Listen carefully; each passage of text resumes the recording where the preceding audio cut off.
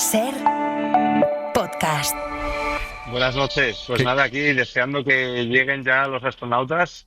Muchísimas ganas de ver ese amerizaje y bueno, pues el fin de una misión exitosa. Me imagino que has estado durante todos estos 10 días pendientes, lo hemos estado los que no nos dedicamos a esto, digamos, no tenemos tantos conocimientos como tú, me imagino que tú prácticamente todo el día pegado, ¿no? Intentando saber qué pasaba, ¿no? En cada momento.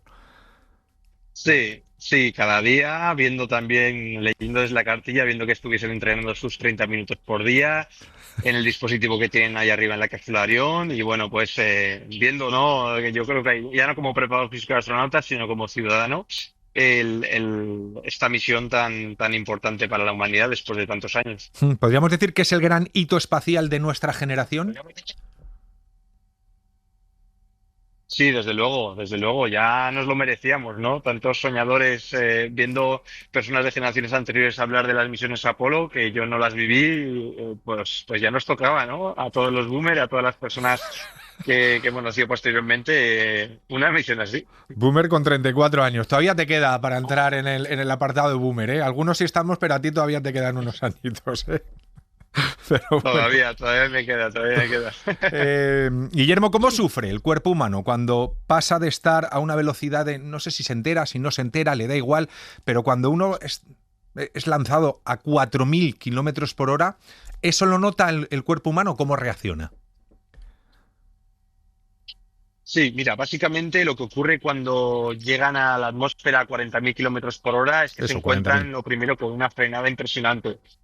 Más o menos al kilómetro 121 ya la atmósfera es más densa y notan un primer frenazo que les retiene, que les empuja un frenazo en seco ¿Mm? y bueno, a partir de ahí comienza un poco la odisea, ¿no? Porque empiezan a ver cómo se calienta el escudo térmico, ven por la ventanilla pues el plasma de diferentes colores, naranja, después verde, después blanco. Notan los crujidos del ese escudo térmico y los crujidos de la cápsula Orión, la desestabilización debido a ese rozamiento alto, y luego realmente vuelven a sentir gravedad cero, ¿Mm? porque realmente esta es una reentrada con doble rebote, ¿eh? Hacen una primera reentrada, rebotan un poco, y luego ya hacen la segunda reentrada. Esto se hace con respecto a la diferencia de las misiones Apolo o otras misiones, para que la reentrada no sea tan agresiva. Entonces, en vez de llegar a fuerzas de 8 o 9 Gs, pues se llegan a 5, se estima que se llegarán a 5 Gs.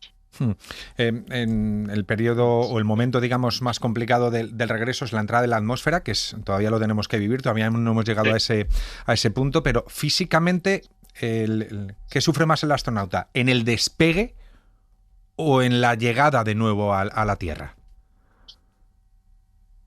En la llegada, sin ninguna duda. El despegue es más o menos un proceso controlado. Es verdad que hay muchos elementos como las diferentes etapas de combustible que pueden fallar, ¿no? Pero bueno, tienen más margen de maniobra. Sin embargo, en la reentrada hay varios peligros. El primero, si tienes una reentrada demasiado horizontal, rebotas en la atmósfera y te quedas sin opciones de volver a casa. Si entras Ostras. demasiado en vertical, pues te achicharras. Recordemos en 2003 el accidente del Columbia, ¿no? Hmm. Donde fallecieron 7 tripulantes. Fue por una mini grieta en el escudo térmico que hizo que se desintegrasen lamentablemente los 7 tripulantes. Por tanto, el riesgo es importante y el cuerpo sufre mucho más, no solamente a nivel físico, sino a nivel mental. Pueden fallar pues unas cuantas cosas que pongan en riesgo la vida de los tripulantes. O sea que tenemos que estar pendiente esta madrugada a la 1:52, 53 minutos, que es, creo, el momento en el que se cree que va justo a pasar por la atmósfera, y luego ya el amerizaje en principio es algo más sencillo, ¿no? Una vez que pasas por la atmósfera ya digamos que has pasado el peligro principal, ¿no? Sí, una vez ya disminuye la velocidad de la cápsula, se abren los paracaídas secundarios, se reduce bastante la velocidad y como pues, a los 1.900 metros se abren los principales, y ya pues se disminuye la velocidad a 27 kilómetros por hora. Incluso ya metros antes de lo que es el amerizaje, se encienden unos pequeños retropropulsores para disminuir más la velocidad y que sea pues como un pequeño golpecito en un coche y poco más. Pero no olvidemos que la cápsula aún puede caer de pie o de lado o de forma inversa. Por tanto, Esto también hay que tenerlo en cuenta. Vale, Guillermo, tú eres preparador físico de astronautas en el Centro Europeo de Astronautas de la ESA. Estás en Colonia, en Alemania, es donde se realiza todo esto. ¿Cómo se tiene que preparar un astronauta para estar estos 10 días en esta misión en el espacio? Bueno, yo te cuento, yo sí estuve en 2017 y 2018 en Colonia, en la Agencia Espacial Europea. Ahora, como sabes, pues también soy deportista de alto nivel, por tanto, a partir de 2018 me vine para acá, para España, Vale. colaboro con ellos, colaboro con la NASA, estoy trabajando preparando a Sara García Alonso, que sí que actualmente ahora mismo está allí en Colonia entrenándose con el resto de sus compañeros de promoción, pero simplemente por puntualizar eso. Vale. Y luego, pues, un astronauta se prepara en diferentes fases. La primera fase es la fase pre-flight, que es la que está haciendo Sara. Evaluamos los componentes de la condición física de los astronautas, establecemos un mapa para a ver qué cualidades tienen más niveladas y cuáles más desniveladas. Por ejemplo, la fuerza máxima, la fuerza de resistencia, la flexibilidad, la movilidad, control motor, la coordinación, la función cardiovascular, todo tiene que estar en equilibrio. Si, por ejemplo, tienes alguna disparada de las cualidades, pues es recomendable equilibrarlo. ¿Por qué? Porque ese equilibrio lo que hace es prevenir de lesiones y de desarrollo de patologías en la estación espacial. Una vez ya tenemos eso equilibrado, ya tienen sus chequeos médicos y el aprobado del médico particular de la agencia. Cuando vuelan al espacio, lo que tratamos es de mantener esos niveles de fitness físico. Tenemos 3 dispositivos a disposición: el A-Rest, que es un dispositivo de entrenamiento de la fuerza, la bicicleta estática y la cinta de correr, la T2. Diferente, por ejemplo, en la cápsula Orión, que solamente disponen de un dispositivo de entrenamiento, o que es un tipo yo-yo, un dispositivo inercial, mucho más compacto y con menos posibilidades. Y una vez ya pues ha pasado toda la misión, se reevalúa en tierra, pues a nivel de salud clínica, ¿no? Sobre todo a nivel médico, qué componentes están desequilibrados. A nivel, se hace un estudio completo a nivel interno de la densidad mineral ósea, de la fuerza de cada astronauta, de los porcentajes de masa muscular, composición corporal en general, y se evalúa si el astronauta tiene un riesgo bajo, medio o alto de sufrir alguna lesión. Y bueno, pues empieza un proceso de recuperación de 21 días aproximadamente, en el que se reequilibra otra vez al astronauta para que tenga una vida normal Hmm. hasta que vuelva a ser seleccionado y empiece otra vez la fase pre-flight. Vale, decías que durante estos días estabas pendiente de a ver si hacían ejercicio o no, porque ¿qué pasa con el cuerpo humano cuando está tantos días en gravedad cero? Me imagino que fundamental esos minutos de ejercicio físico para no tener problemas. Sí, básicamente lo que pasa en el cuerpo humano, no solamente por la gravedad cero, sino por la radiación, el aislamiento, el confinamiento, la limitación de recursos, es que afecta a prácticamente todos los sistemas fisiológicos. Por hablar de los que nos competen, ¿no? El sistema musculoesquelético también se ve afectado. Hay estudios que indican que pueden perder hasta un 40% de masa muscular en una misión de 6 meses. Por tanto, esto es realmente una catástrofe. Gracias a que hacen ejercicio y hacen entreno a la fuerza, pues hemos disminuido muchísimo esos ratios en la actualidad, pero por ejemplo tenemos un gap que todavía no hemos conseguido solventar, que es la pérdida de densidad mineral ósea. Eso es un tema importante que tenemos que atajar, no Mm. solamente con ejercicio, sino con farmacología y con nutrición. Estamos en ello. Y, por ejemplo, también existe un desacondicionamiento a nivel cardiovascular. Por eso es tan importante el trabajo cardiovascular en la cinta o en la bicicleta estática, para que los astronautas puedan estar, o incluso el trabajo de fuerza-resistencia, para que ellos se mantengan en forma a todos los niveles. Por Claro. supuesto, también existen cambios en el sistema inmune, Ujú. cambios en el sistema neurovestibular y en otros sistemas del digestivo mismamente también. Claro, Guillermo, estamos hablando del aspecto físico, que es algo que tiene que notar y tiene que ir preparado, evidentemente, un astronauta cuando afronta una situación de este tipo, pero mentalmente también se tiene que trabajar, ¿no? No solo el hecho de encontrarte en situaciones extremas, han dado la vuelta por la cara oculta de la Luna que nunca se había hecho, con lo cual pasas a la historia y también tiene una carga emocional potente. Me imagino que igual que el físico, será igual de importante el tema mental.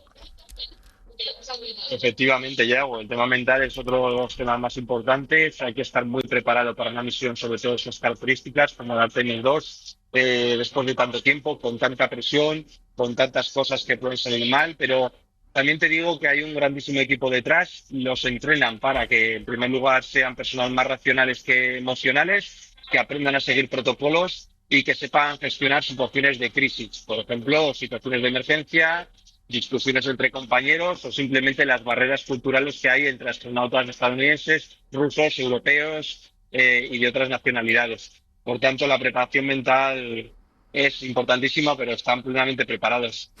Eh, creo que trataste de ser astronauta, pero al final creo que ese sueño se te escapó, ¿no? Bueno, todavía no se me ha escapado. Bueno, Como digo digo, tengo de momento, 34 de años. momento. Sí, sí, se me escapó en 2021 cuando Sí. Pablo y Sara fueron seleccionados. Es verdad que mi background académico de científico del deporte no es el típico que se suele seleccionar, pero bueno, ahora tenemos una ventana importante, sobre todo en los próximos años, donde hay vuelos comerciales, hay oportunidades de vuelos con empresas privadas, donde se abre mucho más el abanico. Ya no es necesario ser militar o ser un gran ingeniero bueno, o piloto de combate o investigador en biomedicina para viajar al espacio, ¿no? Por tanto, bueno, yo lo seguiré intentando. No, haces muy bien. Y más teniendo en cuenta los Vale. condicionantes que me acabas de decir, que abre un poquito más el abanico, más opciones, además no es por nada, pero preparado y conocer, saber del asunto, evidentemente lo tienes clarísimo y sabes perfectamente de qué va todo esto. Dicho esto, Sí, también has ganado una medalla paralímpica. Eh, correcto. Quiero Sí, decir, sí. ¿hay algo que se te dé mal o qué? ¿Cómo va esto? Bueno, mira. los dardos se me dan fatal. Los dardos se me dan estrepitosamente mal. No, pero Pero sí, bueno, cuéntanos, ¿cómo los llegas a ser juegos. guía en los Juegos Paralímpicos y consigues un oro olímpico en Tokio 2020? Sí, correcto, pues mira, yo siempre practico atletismo de alto nivel desde los 16 años. Es algo que me ha gustado. Llevo 15 años, no, 14 años de contrato con el Fútbol Club Barcelona a nivel individual. ¿Mm? Y en 2018, precisamente cuando estoy trabajando en la Agencia Espacial Europea, le propone el director técnico de la ONCE ser guía de un chico paralímpico en la prueba de 400. Y bueno, acepto esa invitación, ganamos el Campeonato de Europa y ahí es donde veo que, pues además de correr bien solo, se me da bien correr con otra persona y adaptarme a su ritmo. Y me llenó ya tanto esa experiencia, mucho más que correr yo solo, y eso que he estado entre los mejores de España durante muchísimos años, que creo que se me quedó marcado para toda la vida y quise compartir ese camino con otra persona.